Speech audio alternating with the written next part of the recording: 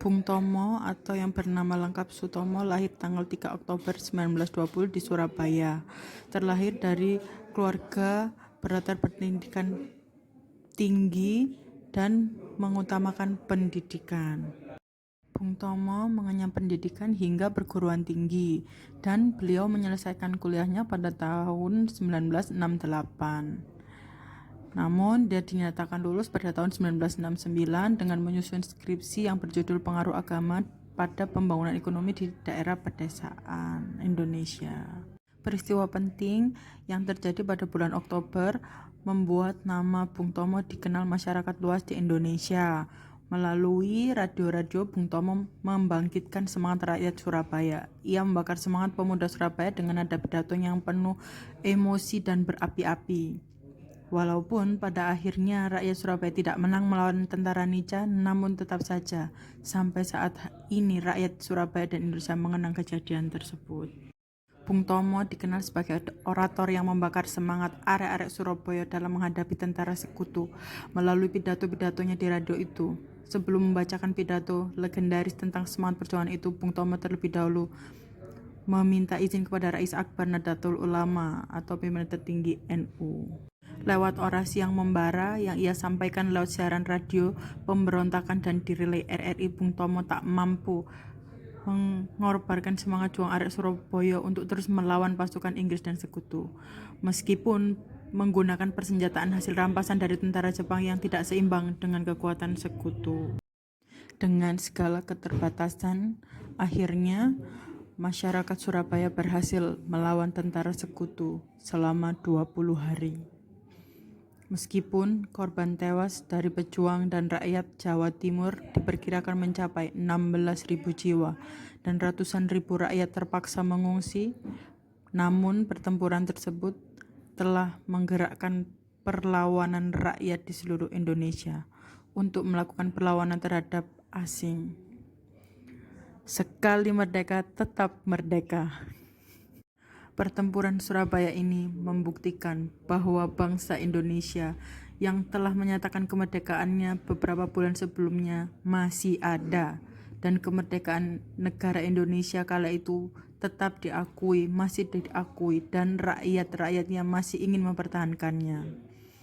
Setelah pertempuran Surabaya, mata dunia terbuka bahwa bangsa Indonesia itu kuat, dan tentara Inggris kehilangan jenderalnya AWS Malabi dengan angkat kaki tidak mau mendukung Belanda. Banyaknya pejuang yang gugur dan rakyat sipil yang menjadi korban pada 10 November ini kemudian dikenal sebagai Hari Pahlawan hingga sekarang. Dan hingga saat ini, hotel tempat di mana perjuangan Bung Tomo mempertahankan Surabaya pada saat itu, tepatnya 10 November, masih ada dan berdiri tegap. Dahulunya namanya ialah Hotel Orange dan sekarang berubah nama menjadi Hotel Majapahit Surabaya, letaknya di tengah kota. Dan karena perjuangan Bung Tomo mempertahankan kemerdekaan di kota Surabaya saat itu, hingga sekarang tanggal 10 November diperingati sebagai Hari Pahlawan. Penganugerahan gelar pahlawan untuk Bung Tomo berdasarkan keputusan Presiden nomor 041/TK/TH 2008 tertanggal 6 November oleh Presiden Yudhoyono. Sungguh sifat teladan dari Bung Tomo ini kita harus tiru, kita amalkan, terlebih kita sebagai calon pegawai negeri sipil Indonesia. Sifat Bung Tomo yang sederhana, semangat, berapi-api, percaya diri harus kita tanamkan pada diri kita, generasi muda. Tunjukkan bahwa kita ini adalah benar-benar orang yang ingin merdeka.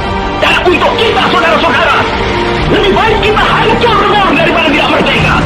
Semua yang kita tetap merdeka atau mati. Dan kita yakin, saudara-saudara, pada akhirnya pastilah kemenangan akan jatuh ke tangan kita. Sebab Allah selalu berada di pihak yang benar. Percayalah, saudara-saudara, Tuhan akan melindungi kita sekalian. Allahu Akbar, Allahu Akbar, Allahu Akbar. Merdeka!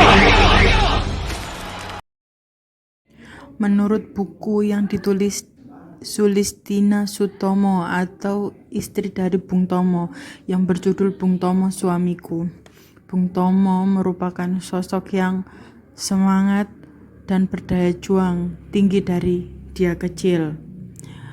Terlebih dalam bukunya ia menceritakan, gara-gara tidak punya listrik, Bung Tomo kecil terpaksa belajar di pinggir jalan di bawah lampu jalanan. Memang kebetulan di depan rumahnya dilengkapi lampu penerang jalan. Di sini terlihat semangat sekali Bung Tomo untuk mengenyam pendidikan.